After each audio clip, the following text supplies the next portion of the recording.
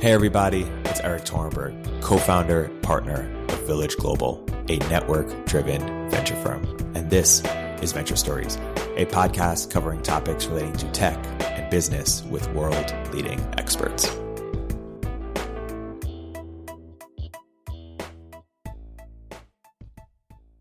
Hey everybody, welcome to another episode of Venture Stories by Village Global. I'm here today with two very special guests, Renata Quintini, partner at Lux, and Brian Frank, early stage investor and advisor to food tech companies. What is food tech? So food tech really encompasses everything about technology as it's applied to the broad food system, from the way that we grow our food to how it reaches our dinner table, and even into things like human health, because we have mounting obesity and malnutrition problems that are faced in the world. So the way that I think about it is breaking up into these little segments as part of the system. So the first one is, how do we grow it or make the food? And that encompasses agricultural practices, but also includes now new bioscience approaches to improve food or make food better for the growing population of the world. And then you have the supply chain. So once the farmer farms it, how does it go from the farm to a processing plant or to a grocery store? And there's a whole lot of logistics and operations that need to happen in that process. And there's a lot of inefficiencies within that process that we can improve with technology. And then you talk about commercial. So you talk about your retailers, your restaurants, the people that actually are preparing your food for you or getting it ready to go to market. How do they handle the food? How do they market it to you? How do you find out about new products? How do you engage with things like ordering things at a table or going to a restaurant, or delivery, which is now a disruptor to the commercial practice of having a restaurant? And then finally, there's the consumer home. Because in the past, most people cooked their food at home and that's where they got their food. We still are a culture that likes to cook and produce, homemade food for our families and have a hearth around which we gather. And then I extend it to one other segment, which is human health. Because what we eat is medicine, or is the nutrition for this engine we call our body. And so how do we feed people better so that we have the health outcomes that we really want to achieve for the world? So that's the all-encompassing kind of spectrum of food tech and the world in which it lives.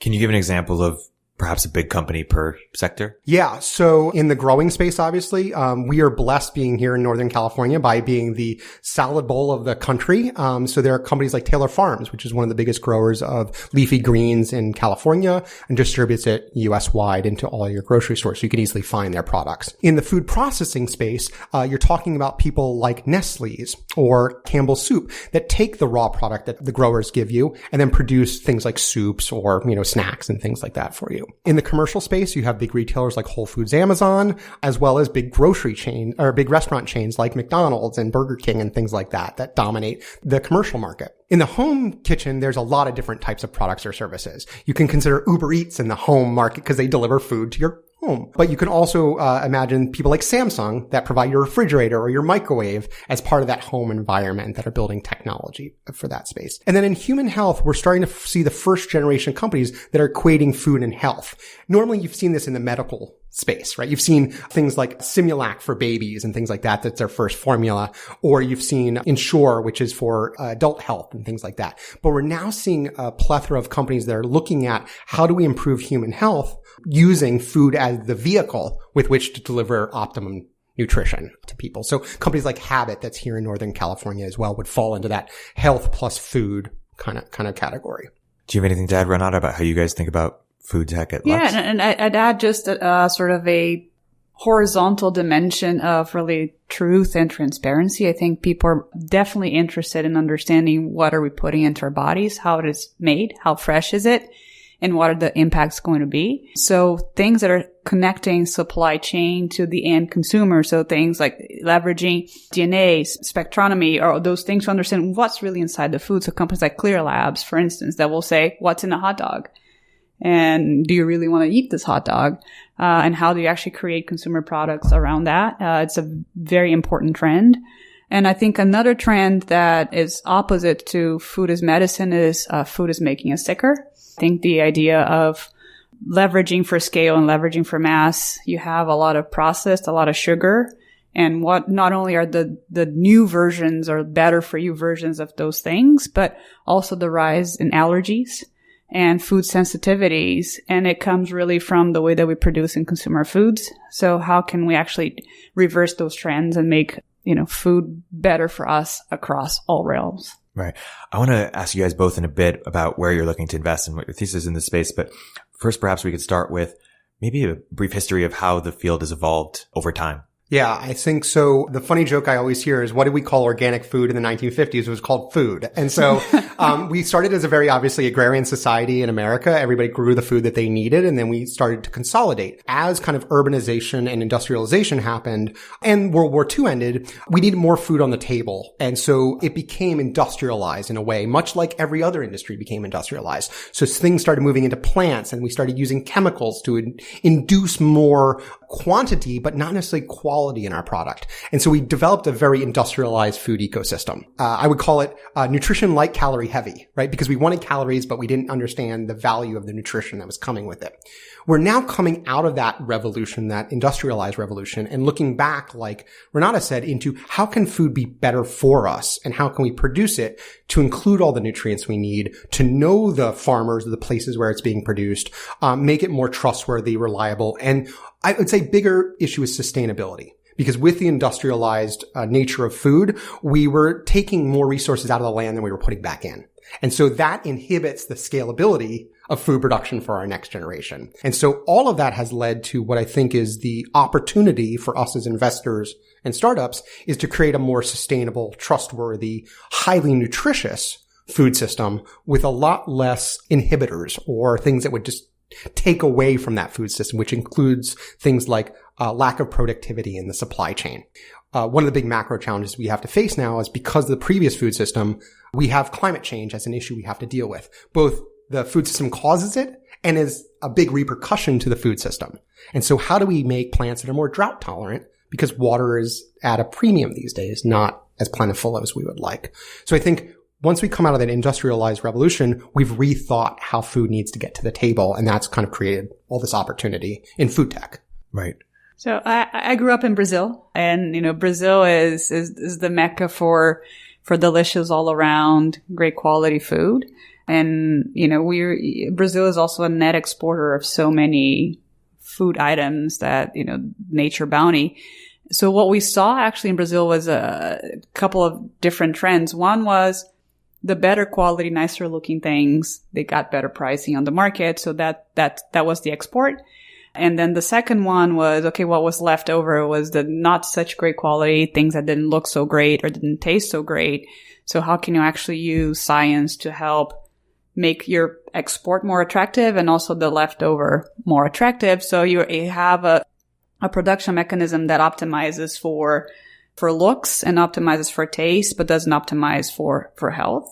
And I mean, it did happen in other places as well. But what you'd see now is a reversal of, we really want not things that look great, but things that are better for us. And if you saw here what happened in the industrial, I was actually reading another article the other day talking about the obesity problem and how food, especially the industrialized one, is designed to make you addicted.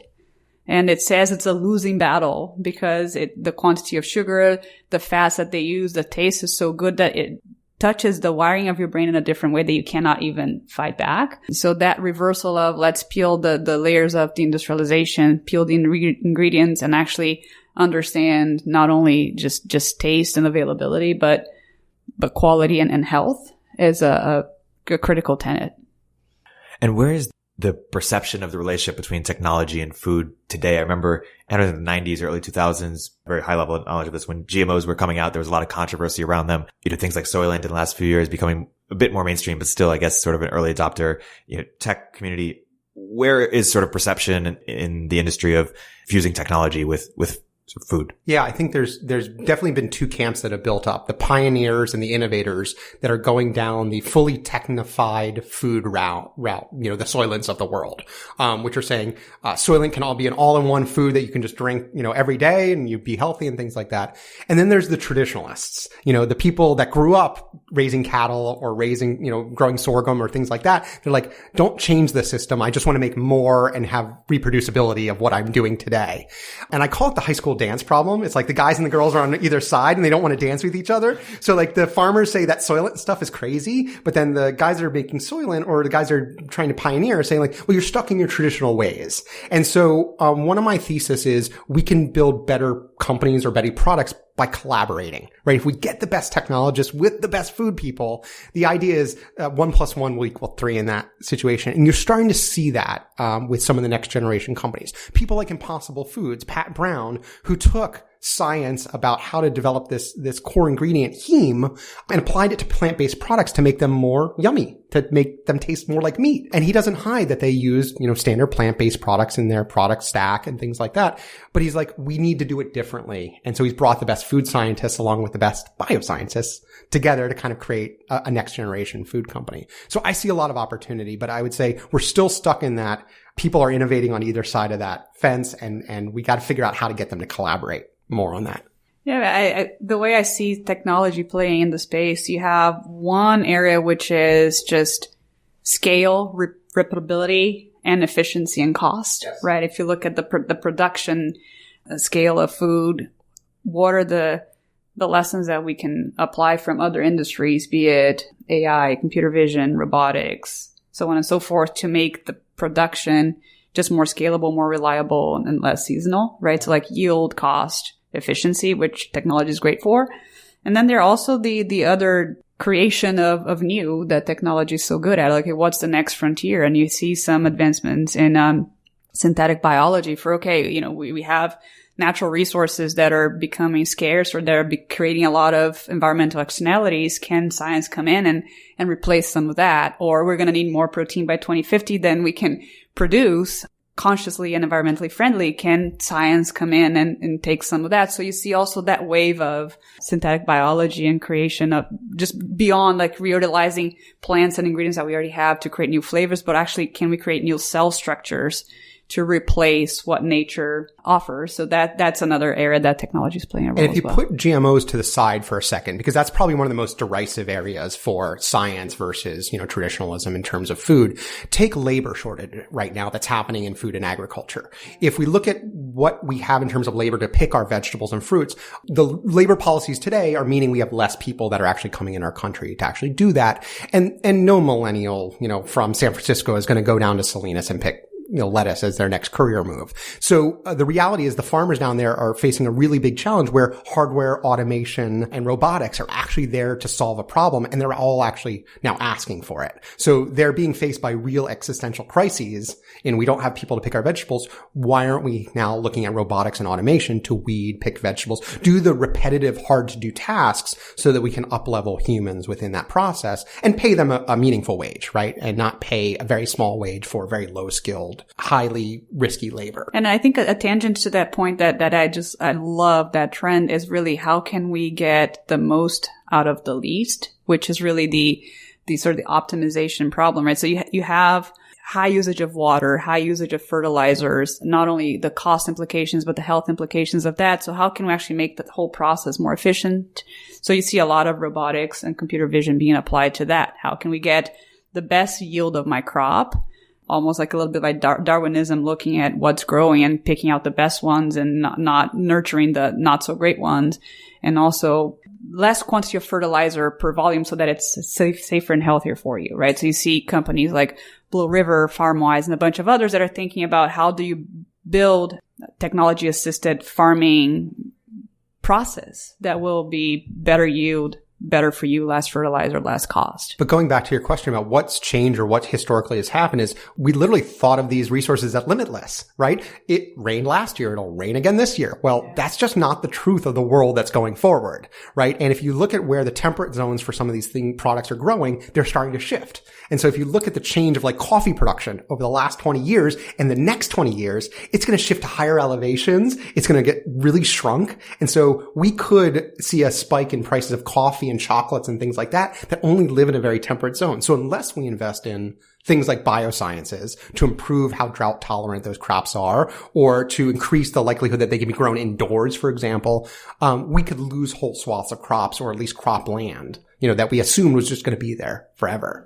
And at the same time that the demand for food is increasing, the waste is also ridiculous. Yeah. I mean, then when you look at it the other side, it's like, not only do we need to increase production, we need to get stuff that's more being from what we're wasted doing, yes. back into market. And so we waste anywhere between 33 to 40% of food throughout the system, whether it's at the home or in the distribution center. And so I've invested personally in a company called Spoiler Alert that's a SaaS for surplus food management at the distribution level. So when things are going near expired, they can get it back in the market, either through donation or through discounted sales. And the idea there is don't let things just waste away sitting on a dock or in a pallet and stuff like that. Find a home for it. And there's other companies like Imperfect Produce that's selling them at the commercial level. You can go buy a box of, ugly fruits or vegetables. Misfit Juice, which is turning ugly fruits and vegetables into juice. And Full Harvest? Full Harvest. Thank you. That's doing it at the agricultural level, helping repurpose products that are ugly that can't be sold on the commercial side into food processors. And so all these companies are relatively new companies that are trying to take on this massive problem getting these products to people that could actually use them. And I think that's the other thing that we're starting to see, which is food prices in general as ingredients have fallen, but the cost of good organic food is going up because people see organic as a marketing term. I can add 25 to 30 cents to my product by calling it organic. There's also obviously a whole lot of practices that have to go behind that. Certification. It's 3 years of land management. It's cost. It's effort. Yeah. And we don't have enough organic land in the US right now to service the demand. So part of the challenge is how do we get people to do organic practices, but without incurring all the cost and effort to do it so that we can increase the access to these products that people want. And so that goes back to the technology is how do you make it easier? How do you monitor the land for them using sensors and equipment? How do you do all this kind of as a layer so that not each individual has to reproduce it themselves, right? And that's what technology is really great at. When you provide a solution, then you can go give it to everybody and they can up-level themselves with it. Well, and a very tangential point to that is the phenomenon of indoor farming, right? Because that is one around not only sort of cost and efficiency and yield output, but also how do we fight seasonality or bad climates, or how do we bring closer production to the demand, and how can we bring healthier food for everyone? And you see companies like Plenty or Bowery that just raised a massive round last week. Is that a good solution or not? I mean, the jury's still out on the cost side of the equation because you take labor out, but you have a lot of energy costs to maintain all the computers and the inputs going. But it's definitely a trend worth watching. Right. And indoor farming has had a long history overseas. And so I think we're, a U.S., as a country, starting to get more excited about it. But in the Netherlands and in Israel, where things aren't as plentiful as we have here in the U.S., right? They've been doing indoor farming for a long time. So I think we're now coming to the cusp of the U.S. is going to cap out on like what it's able to produce given the land and resources it has. So how do we increase production? Given we know one thing, people want local, fresh product. Right. And so like you go anywhere, like local is plastered all over every Whole Foods. It's like, this is local. And, more people are spending more money for local things that come from 5 miles rather than 5,000 miles kind of away. I think that that's somewhat of a misnomer though, because I think that there are products that are a product of their region, things like wine. Right? Wine represents a region and stuff like that. So still French wine still command a premium and stuff like that. But we're starting to see companies that are trying to emulate like the production of wine and liquor. Endless Distillery used to be Ava Winery. That's doing production of scotches and wines that mimic things that could have been produced in nature. And so we're trying to mimic or emulate these natural resources in more synthetic ways. And it'll be interesting to see as a consumer, like, do they want it because it was produced in France, or do they want it just because of the taste? And so we're going to get a lot of choices. Yeah. And I've seen companies that are actually trying to take that same principle of let's emulate nature, but allow new flavors to be created. And I wonder if that's a more interesting way to say, that tastes just like the wine in France. Why don't you go get the authentic, to say we can actually create new flavors and experiences that didn't exist before. Yeah. I wonder if that's going to have a more interesting appeal. So one company that's actually doing a synthetic hops that will allow, master brewers to create the type of taste that they want and mix and match different flavors, and kind of going on the wave of the craft beers, and says, this is something you cannot get anywhere else. And this is my brand. This is a unique experience. I wonder if that's going to be a more fruitful way to go. Well, and also you see what I think you were referring to earlier, which is we need to do things differently from a sugar perspective or from a taste and flavor perspective. And so you're seeing companies that are trying to reduce the amount of sugar we use in our products by finding new and novel biotech approaches to these things. Like the company I really love is Myco Technologies, which is there's a mycelium or mushroom that will reduce the bitterness in a product, which naturally amps up the sweetness. So you don't have to use as much sugar in a product. They found out also the same product has the ability to add protein. And so we become more interested in protein packed products. So now they can sell a very similar product that's called the protein enhancer. And so we can actually imbue food with more capabilities or create new food structures that we otherwise couldn't, that I think are going to create a more demand or interest in these high quality foods. The other company that I want to point out in this space, again, full disclosure investment of mine, is Geltor. They grow gelatin or collagen. Pitch them, Brian. Yeah. I don't have to. I mean, they raised their Series A, so they're good on capital right now. But they produce collagen and gelatin in fermentation tanks. And so there was a long held traditional belief that collagen and gelatin came from dead animal skins and bones. And they rethought that to grow it from using yeast and bacteria as the factories to produce these things. Well, the reality is collagen is used in a ton of products from cosmetics, pharmaceuticals, materials, and food. And the reality is, as we move off of animals as our main source for other things like protein, we're going to lose gelatin or collagen. Or the inverse is, if you have a swine flu outbreak that takes 1/3 of all collagen producing pigs out of the market, a commodity price point will spike. And so how do you smooth that for all the companies that need to use this product? And so they found a real novel way to produce it, but it takes a real mind shift, right? To think about, this is not coming from my normal traditional ways. This is coming from a new science, or honestly, what's a 1,000-year-old science, fermentation, but we're producing new products using it. And so to your point, Erik, about like, where's the camps going? I think we're at a stage where everything is possible and we're exploring and trying all these new things. And then it's going to become a real thing about economics and how the consumers react. And that's, I think, the next shift that happens in this ecosystem is once we have all the opportunities, what lives and what dies, through that process. That's where trust and transparency, I think, are going to be really paramount. Agreed. I want to ask, historically, how have incumbents and startups played together in the space? Because I feel like I'm hearing about Soylent and Memphis Meats and Possible Foods fairly only recently, last five-ish years, maybe a bit longer. But has this been an incumbent-dominated industry for quite some time? And if we're starting to see sort of an explosion of startups in the space, why? Well, I think that something that has really changed is the same thing we saw in just traditional e-commerce, which is just different ways to distribute and reach the customers. Food in particular, you need the physical retailer. There's some types of food products that need cold chain refrigeration, that need a lot of different types of distribution.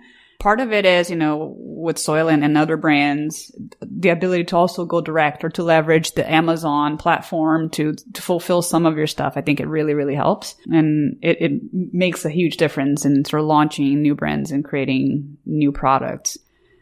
Do you disagree? Yeah. No, I agree 100%. I think the internet and direct to consumer commerce has radically changed the way that people think about go to market within this sector, and it blindsided the big manufacturers in this space. So if you look at who controls most of the food in the United States that we eat, it's a very small percentage number of companies. Monsanto?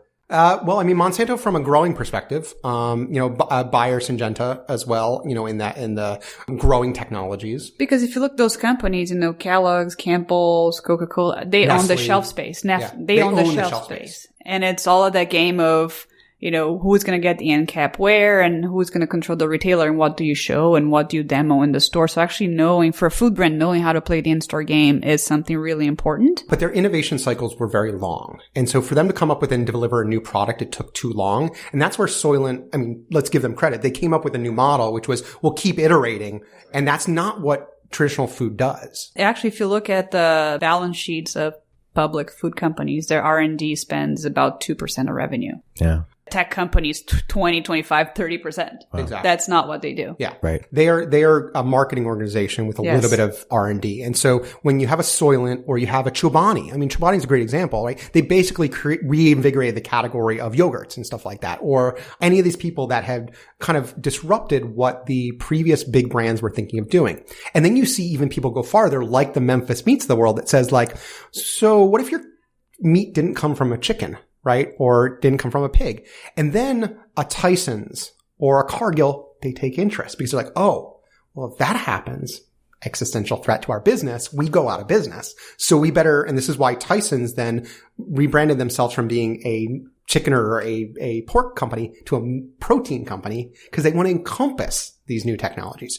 So if you ask like what's happened in big traditional food, the big guys have been losing billions of dollars of market cap because of new entrants into the space, mainly in the plant-based category. That's been the fastest growing category that's completely upended these guys. And they're all going out now and buying plant-based food companies. That's where your Impossible Foods and Beyond Meat, kind of come in.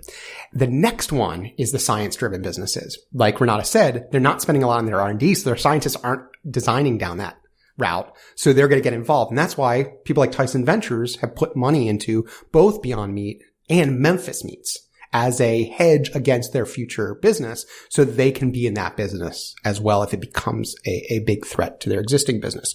Some people are getting very aggressive about that, which is awesome.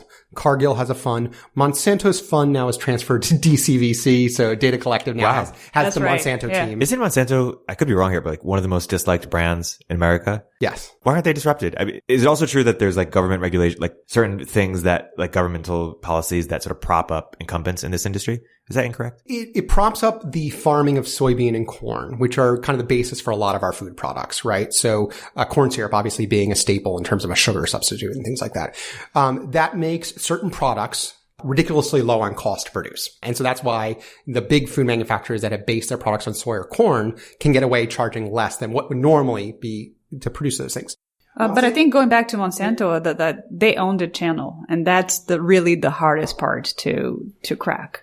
They own the seeds, primarily seeds, fully vertically integrated, and the pesticides and other things that use. So if someone came into your office and said, "Hey, I'm trying to build a full stack Monsanto," if it was built in 2018, 2019, would you say, "Hey, you're crazy. There's no way one could do that"? Crazy is good. It's not bad. But then the question, when I meet a lot of the ag tech startups that actually sell to farmers, I actually, technology may be awesome, but where I spend time is what is your distribution strategy and how are you going to scale it and how are you going to align channel to sell your stuff? Because you plateau pretty quickly. And it's, that's the biggest innovation. It's crazy to say that. But more than the technology that you create, the ability to get in front of the farmer and make the farmer buy you versus something else in a very sort of long tail fragmented market is not trivial. Yeah, but I would say just to touch on the Monsanto thing and not intending to denigrate anything Monsanto's done or talk positive or negative about it, the reality is biosciences have changed radically in terms of their abilities since the early Monsanto days and what we should be using them for and not using them for. And I think that that's where there's the ethics to a company that I also look for, which is like, are you on the good side or are you on the positive side of where the world needs to go, right? And to your point about the market, I think that there is ways to build a bioscience-based business like a Ginkgo, right? That's doing things in a bioscience friendly way, but they're trying to introduce products that are needed and necessary, not propping up their own market, right? They're trying to help and work with the farmers and people like that. So I think the next generation of what I would consider to be Monsanto or Bayer, Syngenta-like companies are more ethically oriented into the farmer and the producer's needs, helping them solve real problems. And so I think there will be new bioscience companies. There will be new Monsantos. There'll be new Johnson & Johnsons. There'll be, everybody that is doing things with chemicals will be disrupted with new advanced biosciences at the end of the day. Well, and you see Monsanto, Syngenta, these players actually being on the cap table of their next disruptors. That's right. Yeah, I mean, Syngenta Ventures has done a number of investments in things like Blue River, automation of farm equipment and things like that. So we see them wanting to get out of the game of chemical production and into natural, healthy ingredients, as well as better farming practices. So yeah, and the question is, how do you get to scale, right? Yeah, right. And I think the closest that you need to get to the farmer changing its practices, the more you need the channel to help you. That's right. And that's going back to your original question is where are the big guys going? The big guys are going becoming channel enablers, not assuming they can own the channel. And so they're buying up a lot of little brands, or they're investing in early stage tech companies because they're like, we need to be on the right side of history. And these guys are going to move faster, break things, and find new ways of doing things that we can't do internally.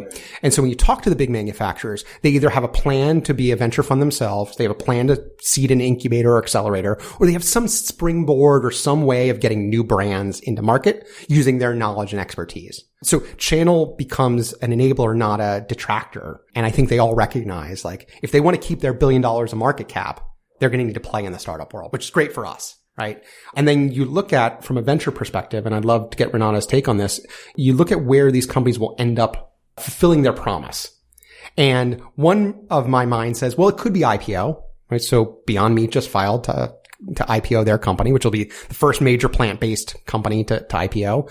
But more likely, the money is already locked up in the system somehow by these big manufacturers. And so we're seeing a lot of strategic, JVs or acquisitions. So the acquisition fervor has heated up a lot in the last 3 years. So I'd love, what your take is, like, where do you go if you're a startup? Like, what's your route to market and who do you partner with? Or do you just go it alone? I mean, Soylent's a great example. They went it alone, From a big brand perspective, like, you kind of look at the risk you're not willing to take is not that, your food didn't taste good or your customer didn't really like the flavor. You actually are really afraid of making people sick and the brand backlash. So I think it's going to be very hard to find bigger brands that are willing to sort of innovate new product categories and new product launches. So that's where a startup is really advantage. Like, you go take this formulation risk, this creation risk, this early market risk. And I think there's like this really big arbitrage potential for when you have something that is inflecting really well, but is not gigantic and it has big strategic value for an acquirer. And that could be like a really great way for you to sort of monetize or have an acquisition there that you get that expected value of somebody that has bigger scale than you to kind of distribute it beyond what you could. And that's a very interesting way to get a big bite of the apple. So in that sense, actually getting them into your cap table is probably not, the ideal way if you're thinking about something that's not going to scale that largely and you want to get an M&A. So you probably should try to go for that. But if you really want to scale big and have a really massive outcome, then you bring those people as partners to leverage their distribution capabilities. And then you kind of go for the big IPO or go home, and then they may end up taking you, but that's not your path, your desired path. I think the good thing is we have a case study recently in the food tech world, which was the meal kit companies, right? So we had all this fervor 2 or 3 years ago. Blue Apron's going to change the world and Plate is going to change the world. And what you see is Blue Apron's still out there kind of independently on the market, but all the other guys have gotten acquired by either food companies or retail distributors because they're like, it's just another way to service our food. Right. That's right. And it's not the big disruptor that they were thinking it was going to be to their overall business, right? Safeway acquired one, right? Yeah. And Plated, if I'm Plated. Yeah. I think so. I mean, it's a great business for Safeway because people go like, okay, what am I going to have for dinner? Is it the rotisserie chicken? Is it something else? Or is it the box of Plated that I just go take home and I make it? Because for the startup, there's actually less customer loyalty than, people expected. And also the alternative set increased quite a bit with DoorDash, Uber Eats, etc. Like, I don't want to have to plan a lot in advance. And if the box that comes from you for Wednesday, I don't like what it is, I don't want the waste either. Right. So that idea of what's convenient, what's tasty and available, the consideration set has changed. So that really made meal kits suffer. Right. So I think there's some that will benefit from partnering or taking dollars from the big food manufacturers because it'll help them with challenges that they couldn't face alone. And then there's companies that are truly going to really disrupt the industry. And we could see a Monsanto or a Nestle disruptor in our short lifetime right now. In fact, I think we see a couple companies that have the potential, but they just have to get through so many other hurdles to get to the scale. I mean, because you're talking about disrupting companies with 100-year plus, history of making products. You can't just say that's going to. And when you say hurdles, is it mostly regulatory? Is it distribution? Is it I mean, depends on the technology or the category of company. But Nestle Disruptor. Nestle Disruptor is distribution, right? I mean, like they have relationships with all the major, food manufacturers. They have both a food service and a retail arm. So they're in your university or your corporate kitchen, but they're also on shelves at Whole Foods, and they command premium location because they can spend. So what is a type of distribution strategy that a startup could come pitch to you and you'd be like, wow, that's really potentially you could disrupt Nestle? Like what are some things you've heard or look for? I mean, I think the one thing that all of these big food manufacturers don't understand is direct to consumer, and understanding at a discrete level who your consumer are and why they buy your product and why they'll keep coming back to you. So the Warby Parker, people Warby Parker or Casper and things like that is getting into someone's home and understanding what keeps you in that home through a direct relationship, because they're all used to the retailer or distributor model. Yep. And they don't understand how to treat you, Erik, as an individual. And so they're looking at these new companies. I'll give you a good example. One of my favorite examples of this is a company called Tavala out of Chicago. They're making a oven that uses both steam and baking style cooking to make you a new toaster.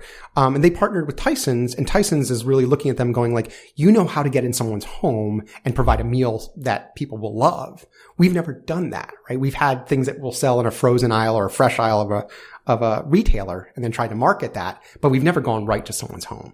And that's what we want to learn from you new novel companies that are getting into people's pantry. I think that where it starts is actually creating a product or value prop that doesn't exist, right? Because that gives you the allowance to have that conversation with the customer, right? Why would the customer listen? It's like the dog that puts the ear up. Like, what's going to make the customer put the ear up? And then it's exactly what Brian said, because old brands, what they're used to knowing is the report of Safeway of how many people bought my box of Kellogg's cereal, but not who, when, what else did they buy, what else do they care about, and how do they make a relationship with that person. And that's really differentiated. Yeah. I think they're all also looking at, if you've seen this rise of cashierless stores, like the Amazon Go's of the world, where you're actually tracking what people are picking up, looking at, and then putting back. Right. Like, this is data that they didn't have about their consumer behaviors that they are jonesing to have. Or how do you market one-to-one online? Because like Renata was saying, they're used to spending $6 million on a 30-second, Super Bowl ad. They're not used to going on Facebook and targeting, a specific set of consumers with a specific need. And one of the things that I think that's happening, that's the macro change, is that we're becoming part of food tribes. And so people identify as, I'm paleo, or I'm, part-time vegan, on weekdays or something like that. And they get into these mindsets, and the new food tech companies, or companies that have food that are trying to techify their supply chain and their connection to the customer, they recognize, how do I get those people that have a passion or an interest in something to constantly come back to my product? I think, you saw this in nutrition bars and stuff like that. There was an explosion of nutrition bars on the thing because everybody wanted nutrition on the go, right? That became a thing. And so now, like, everybody went after that market. I think with healthy snacking, or was indulgence, but without the guilt, is like the biggest category. Like, you look at Halo Top. Like, if anybody has had Halo Top, I'm not a fan of the flavors, but like, they're selling hundreds of millions of dollars worth of product on branding alone that you can eat a whole tub and it's only 220 calories or something like that. Right. So they're finding new ways to reach the audience with a message that matters. And I think that's hard for the big brands. Yeah, but I think you touched on when you talked about Amazon Go, I think you touched on an important trend, which is the ability to turn food information, the biology of food, into data, right? Like we don't even need to wait for cashierless stores to see buying habits and new sensors being used. So Instacart, actually one of the biggest values that they gave to the retailers and brands that partner with them is say, when you are out of stock, people chose X, Y, and Z instead of you. So then retailers can actually optimize their stock a little bit better, and who exactly is your competitor.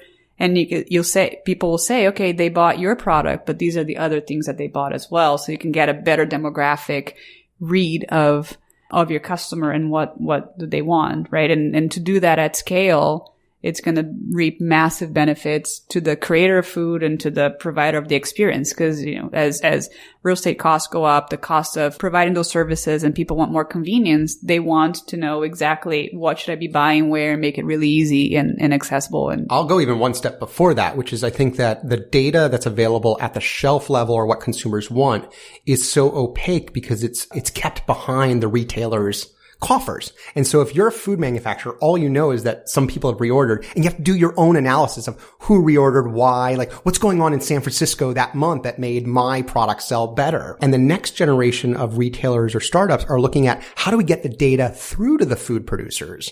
So I'll give you one example of a problem that was proposed to me where AI and machine learning can play a big role, which is I want to predict before I put fruit on a boat. I'm a fruit manufacturer in Latin America.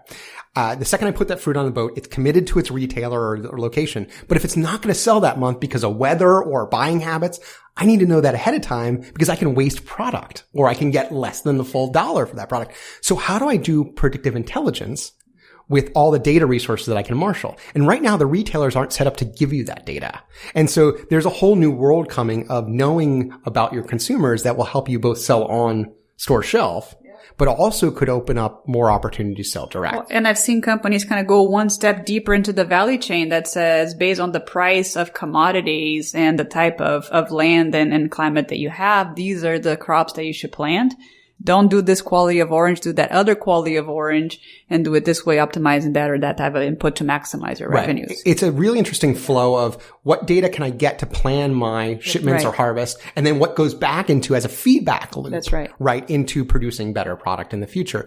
And everything in the food industry is about risk. And so technology has this amazing ability to reduce a lot of risk in the system if you have access to the data. If you can do high-end analysis to figure out where things need to go, what time, what people want. There's another company I'm really enamored by and met them very early on called Analytical Flavor Systems. They claim they can predict what individuals in a region will like from a taste profile. So they can go to a Coca-Cola or a PepsiCo and say, I can tell you what flavors are going to be needed in your next generation beverages based on what the trends are in these specific, very minute micro regions. I was like, that's really interesting. It changes the whole game for food formulation. So forget the Frito-Lay's contest of what it is that you want to see on Frito-Lay's user-generated stuff. It's all use systems, use AI to help predict that based on trends and behaviors and sensory input. There's even one company that it's even farther out there called Aromix.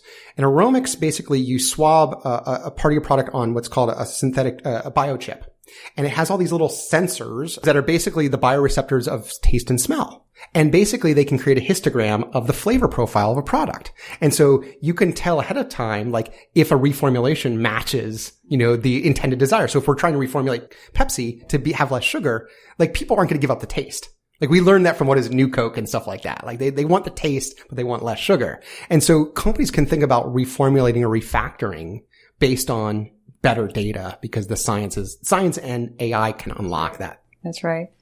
And it's really fun to kind of look at the technology evolution in the context of the five senses, right? And when it comes to food and robotics, et cetera, I'd say like vision is excellent. Like you can see at high resolution and interpret.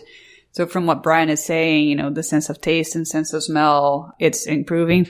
But one that is still not that great is tactile, right? And kind of thinking about the labor replacement and farmlands and, the picking and the packing and manipulation is still a pretty complicated problem that robotics is not yet excellent at.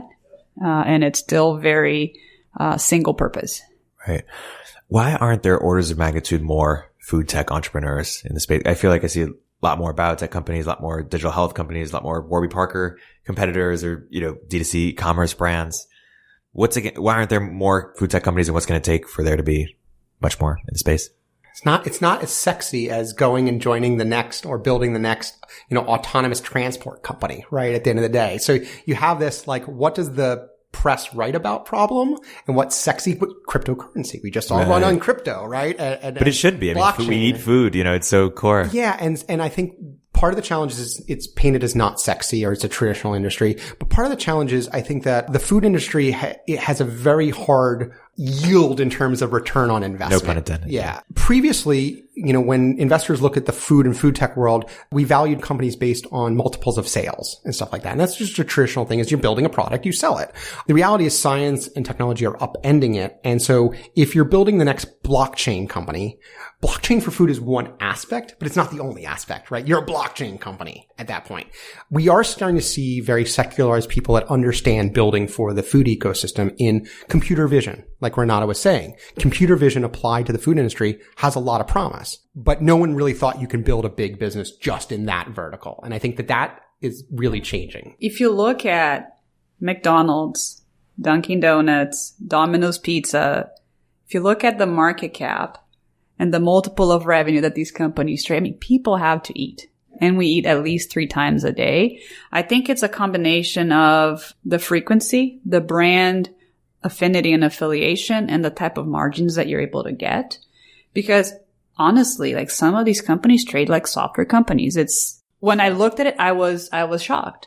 I did not expect it to be that way. And some of them trade, 1, 2, 3 times revenue because of margin and complexity and low recurrence and all of that stuff. So that's one side of it. Like think about, brand value, repetition, margin of the business, and really that type of efficiency.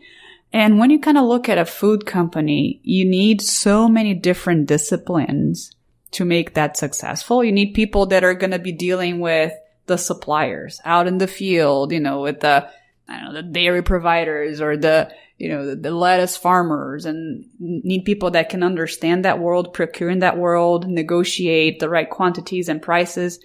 And, everything from that supply chain to creating the product to packaging and then you're going to need somebody super sophisticated if you have, new formulations, or if you're using AI to do different things, or if you're selling to consumers. So the range of people that you need to have in an organization, the range of capabilities is actually pretty wide. So it's not a simple thing to do. Yeah, I would double down on the experience thing. I think a lot of people haven't had the experience in the food ecosystem, much like they've had in other kind of tech-driven kind of businesses. Like the guy that works at Facebook can easily go to Uber, right? For all intents and purposes, because the tech stack and the problems that you face are relatively similar in terms of what you're trying to accomplish. But you can't take someone and put them on a farm and go understand a farmer's problem if you've never actually been in that, or it's hard to get that innate knowledge. What we see, and I love this profile, which is kids that grew up in farming families or food families went off to a technical school, did a technical job for a couple of years, and then realized, oh my gosh, like I have this innate knowledge of the food industry that comes from my history that I can go back in. Like I'm looking at a company right now. I won't mention it's a stealth company, but the guy came from a tomato farming family and he went into a technical fields, did technical work for a long time, but he came back to the fact he's like, oh my gosh, I can really help tomato farmers with my next evolution of my business. So I think we're starting to see that, like going back to your roots and finding what you have unique knowledge. But like I said, I can take some great kids from Stanford or from Berkeley that are tech driven and put them with people in the food industry and create an optimal team. And that's a lot of the time I see great founders that come from a technical thing and they just need to be balanced with understanding of the problems and challenges. Because even if you're not dealing with food products themselves, like, let's just say you're building hardware for something like an electrified tractor, right? You're building something that can be sold as a good. You need to go down and understand what happens on a farm to make that happen. And I'll go back to the unsexiness is like, how many people are going to move and sit on a farm for 6 months to a year when they could be, playing around with, Uber or, some, autonomous driving thing. So I think that's also the hardest challenge for these companies to scale is, you have to be able to acquire talent. And you have to convince people that food is a $8.1 trillion industry worldwide. Everything's up for grabs right now, right? In terms of you can innovate at all levels of the system. It is essential, right, for the world and for growth. And the incumbents are cash rich. And you have philanthropic or people that are out there for the good of the world that don't have to steal equity from you. So the Bill Gateses and the Richard Bransons of the world that are spending a lot of money to prop up innovation even before it's reached the mature enough stage for venture to come in and start helping with that thing. So we see a lot of scientific advancements that are on the cusp that will become great disruptors if they're given time to mature and develop. And so we're seeing a lot of medical scientists come out now and starting food tech companies. So like Memphis Meats, your example, he was a heart surgeon, cardiac work. he said, look, I can do all this stuff repairing hearts, but I can also fix the symptoms of the problem, which is heart disease comes from eating too much red meat. And let's go fix the meat system, as part of that. So I think we're starting to see that flywheel, and hopefully this podcast helps that. Totally. We want to see more. We want to see more. Totally. So what is sort of your request for startups or innovation in the space? Where do you sort of see the white space? What are you looking to invest in for people who are talented technologists or have a background similar, which Brian was saying, was that they grew up on a farm or have expertise? Where should they go build? Well, I think that for Lux and for the things that we get excited about, it really needs to be tech forward and tech enabled. We like the hard stuff, the complicated stuff that, once it's built is a no-brainer, world-changing, high impact. So for us, just a reformulation of a product that doesn't have any tech improvement is not a match. But, other than that, anything from egg tech, sensing, yield improving, robotics, farming, to the whole gamut, it's all fair game for us. This is an area that we're really bullish about, and we think it's really important. You fast forward 20, 30 years, this is going to be critical. And we like to invest in the matters that are going to push humanity forward. So like autonomy, transportation, manufacturing, logistics, and food is another one of those big categories. And what's another example of one of your food tech investments? So we have one company that's on stealth that's going to launch in the beginning of next year that is brain nutrition. And we have a lot of advancements in sort of the manufacturing side of things to create a unique combination of nutrients. And the way we thought about it is we built the Intel chip, but instead of being Intel, we decided to be Apple. So we are going to have products wrapped around this sort of scientific innovation, but it really is brain nutrition forward, and which is one of the things that you kind of look at, chronic disease and the ability of quality of life. Brain really matters. Cool. I've got a long list. It'll take more than this podcast, but I'll give you some of my highlights of areas that I'm most excited about. And the way that I look at involving myself in companies is they have to have a big problem statement that they're trying to solve, because big problems lead to big solutions. And so we're problem driven in terms of the way that I make my investments and get involved in companies. So some of the big problems out there, like I mentioned, were the shortage of labor. So how do we utilize the labor in the right way possible? And how do we automate or roboticize the things that are redundant, are risky, and are complex within the system? And how do we make them more simple for the producers or the farmers? So automation and robotics on the farm, in food production. One of the things in this space, in this vein, that I'm really interested in is I can't pick up a paper and not read about a pathogen outbreak in food. Like we all just went through romaine again. Like they removed romaine from, grocery store shelves and E. coli. Yeah, with E. coli. And I'm like, we have the science to detect these things. Why aren't we doing better at the farms and at the processing plants to detect this stuff before it hits the consumer shelf? So that's another big problem area that we're looking at.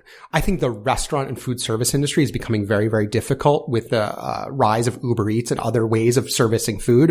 And if you see what Travis's next evolution of his business is, he's now down in LA working on cloud kitchens, which is all about turning, excess retail space into ghost kitchens that can service food. You don't need to have a physical location. So what changes about food service when you don't need a restaurant to service food? Like that's a big change to the way that we think about food. And it's because millennials are driving into this order on demand food kind of world.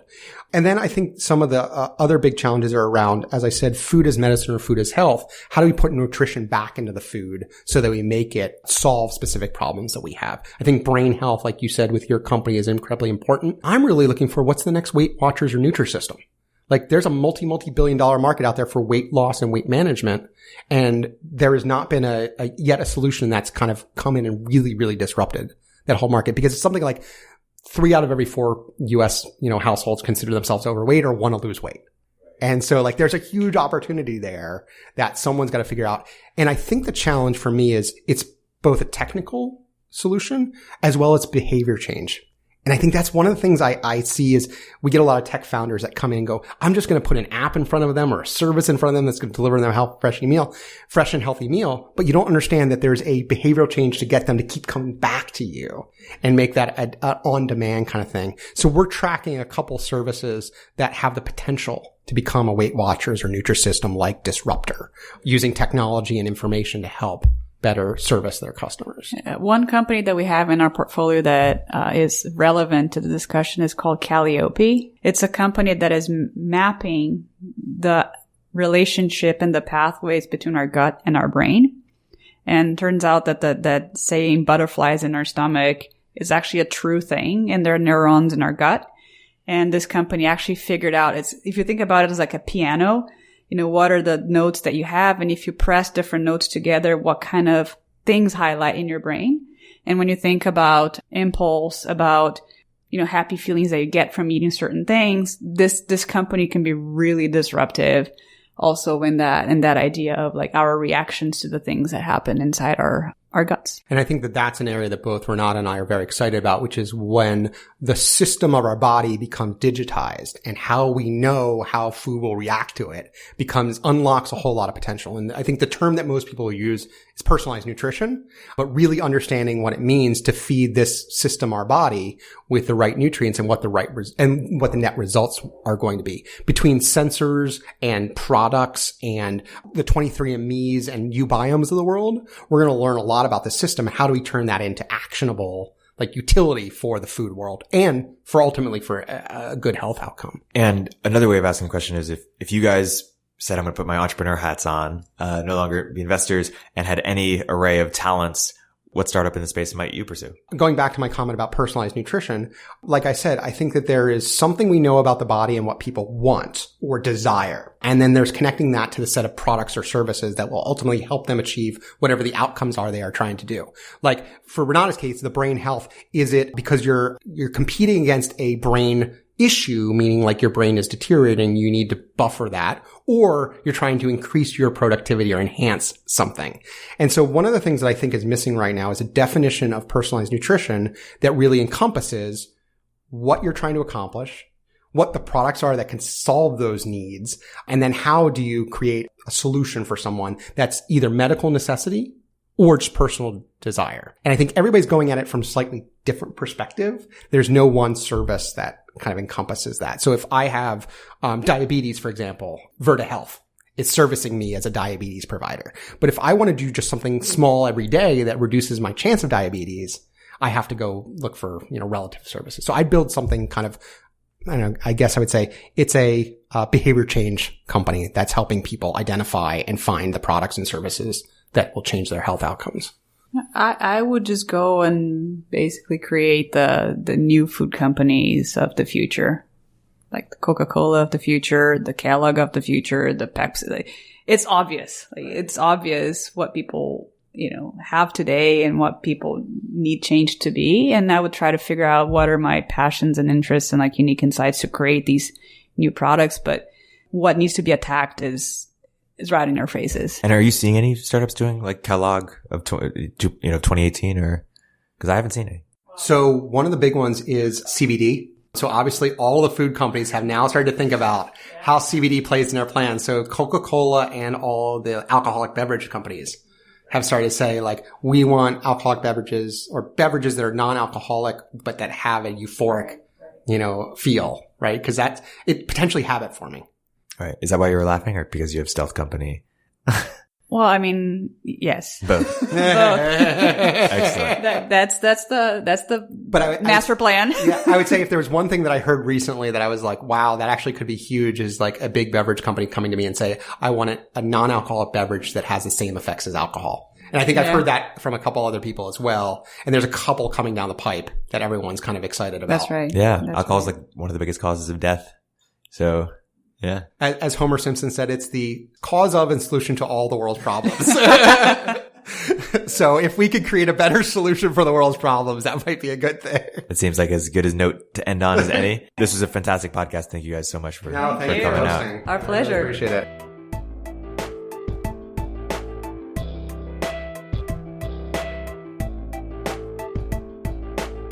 If you're an early stage entrepreneur, we'd love to hear from you. Please hit us up at villageglobal.vc/network catalyst.